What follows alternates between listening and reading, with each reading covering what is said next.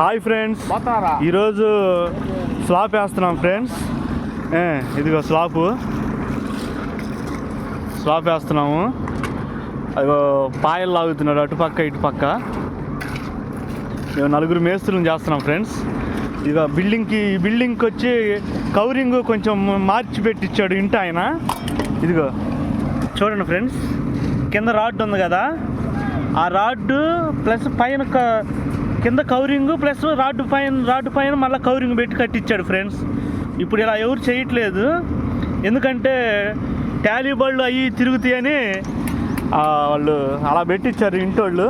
ఇలానే పెట్టియాలా, రాడ్లు బళ్ళు తిరిగినా కానీ ఇబ్బంది ఉండదు ఫ్రెండ్స్.